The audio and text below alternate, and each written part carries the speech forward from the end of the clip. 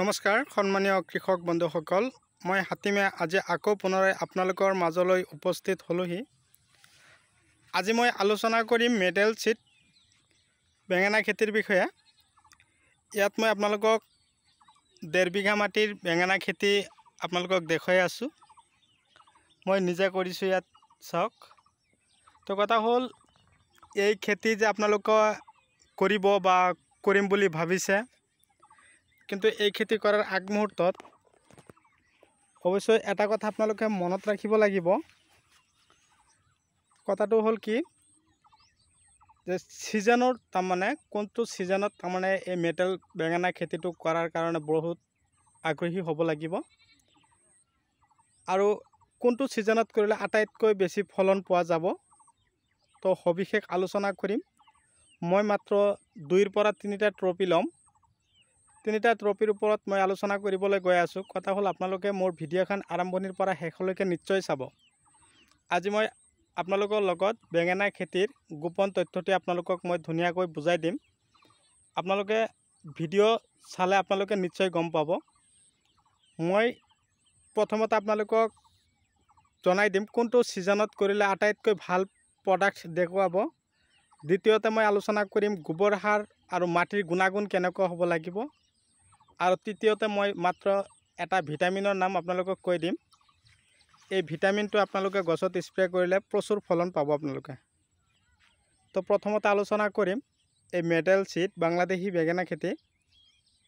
ই ধৰক প্ৰতিটো গছতে বহুত ভাল ফলন দেখুৱায়, কিন্তু কথা হ'ল এই বেঙেনা খেতি কৰিবৰ কাৰণে আপোনালোকে প্ৰস্তুতি ল'ব লাগিব। চ'ত বহাগ মাহত ইয়াক বীজখিনি পচাব লাগিব। বীজখিনি পচোৱাৰ 28 দিনমান পিছতে আপোনালোকে পলিখিনি লগাবৰ কাৰণে প্ৰস্তুতি ল'ব। লগোৱাৰ ধৰণটো চিধা 2 হাত ডিষ্টেঞ্চ ৰাখিব। গছৰ পৰা গছৰ দূৰত্ব 2 হাত, শাৰীৰ পৰা শাৰীৰ দূৰত্ব 2 হাতকৈ ৰাখিব লাগিব। আৰু মাটিখান যিখিনি মাটিত আপোনালোকে কৰিব, মাটিৰ অম্লতা বেছি ভাল হ'ব লাগিব। ভাল অম্লতা থকা মাটিত মেডেল চিট বেঙেনা খেতিৰ বাবে বৰ উপযোগী। এঢলীয়া মাটি হ'ব লাগিব, এনেকুৱা ধৰণৰ পানী জমা নোহোৱা, অম্লতা বেছি থকা। গোবৰ সাৰ বিঘাই প্ৰতি 2ৰ পৰা 3 গাড়ীকৈ আপোনালোকে দিব পাৰিলে ভাল। গোবৰ আনি ষ্টক কৰি থ'ব। মোটামুটি 1 মাহ পিছে পিছে আপোনালোকে যদি গোবৰ সাৰ খেতিত সিঁচিব পাৰে, বেঙেনা কিন্তু গছত একদম পূৰা চিকচিকীয়া হ'ব। বৰ্তমান কিন্তু বেঙেনাৰ দাম বজাৰত বহুত ভাল। হে চাওক, বেঙেনাৰ ধৰণটো আপোনালোকক দেখুৱাই দিছোঁ। মোটামুটি 1 বিঘা মাটিৰ পৰা আপোনালোকে 7ৰ পৰা 8 কুইণ্টেল বেঙেনা উঠাব পাৰিব 4 দিন পিছে পিছে। এতিয়া মই আলোচনা কৰিম কি ধৰণৰ ভিটামিন খেতিত ডাইৰেক্টলি স্প্ৰে কৰিলে আটাইতকৈ বেছি ফলন পোৱা যাব। তো সবিশেষ আলোচনা কৰিবলৈ গৈ আছোঁ। তাৰ আগতে আপোনালোকক কৈছোঁ, আপোনালোকে যদি মোৰ চেনেলৰ নতুন হৈ আছে তেনেহ'লে মোৰ চেনেলখন ছাবস্ক্ৰাইব কৰি ল'ব, আৰু কাষত থকা বেল ঘণ্টিটো আপোনালোকে লাহেকৈ বজাই দিব, যাতে এনেকুৱা ধৰণৰ ভিডিঅ' ন'টিফিকেশ্যন আপোনালোকে পাই থাকে। মোৰ খেতি মাত্ৰহে গছত বেঙেনা লাগি আছে।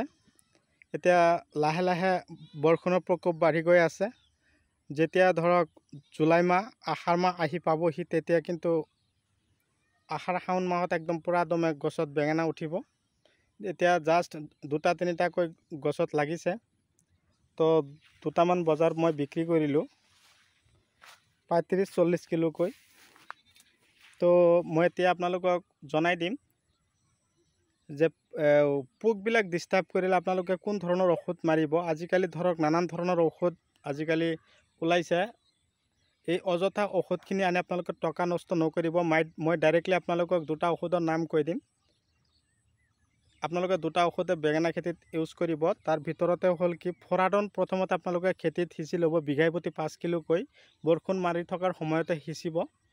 ফৰাডন দিয়াৰ লগে লগে গছ বিষাক্ত হৈ যাব আৰু পোকবিলাক বেছি আক্ৰমণ নকৰিব। আৰু ৰেঞ্জাৰ লাগিলে টুকাই ৰাখক, ৰেঞ্জাৰ, পকেট, বায়'ড'জ আৰু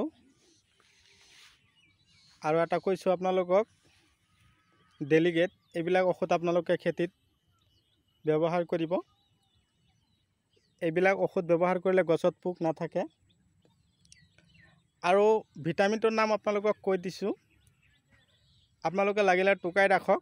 ভাল কোম্পানীৰ ভিটামিন ট্ৰিপল বুষ্টাৰ এল। আপোনালোকে টুকাই ৰাখক নামটো, ট্ৰিপল বুষ্টাৰ এল। এই ট্ৰিপল বুষ্টাৰ এলে কি কাম কৰিব, এই চাওক বেঙেনা গছবিলাকত ধুনীয়াকৈ ফুলবিলাক ফুলিছে। এই চাওক, তাৰমানে মই এই খেতিত মাৰিছিলোঁ, ঝুকাই ঝুকাই আহিব। এটা ঝুকাত মিনিমাম ৩-৪টাকৈ বেঙেনা লাগিব। এই মেটাল বেঙেনা গছ কিন্তু বহুত দীঘল হ'ব আৰু ফলনৰ ক্ষেত্ৰতো বহুত ভাল। বেঙেনাখিনিৰো চাইজ ধৰণ আপোনালোকক দেখুৱাই দিলোঁ।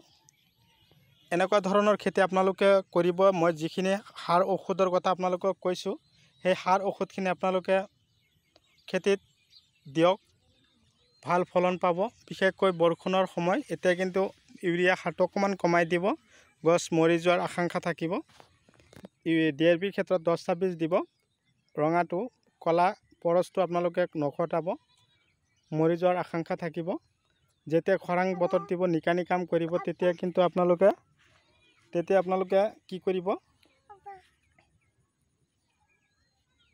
এইবিলাক সাৰ আপোনালোকে খেতিত সিঁচিব। আৰু দানাবিলাক আপোনালোকে বেছি বেছি খটাব। যিবিলাক দানাই নেকি শিপাৰ কাম কৰে, সেইবিলাক যেনিবা কিং জাইম, এইবিলাক শিপাৰ দানা হয়। জাইম শিপাৰ দানা, সাগৰিকা, এইবিলাক ফলনৰ ক্ষেত্ৰত ভিটামিন। তো এইবিলাক আপোনালোকে খেতিত যদি খটাব পাৰে, আপোনালোকে ভাল এটা ফলন পাব বুলি মই আশা ৰাখিলোঁ।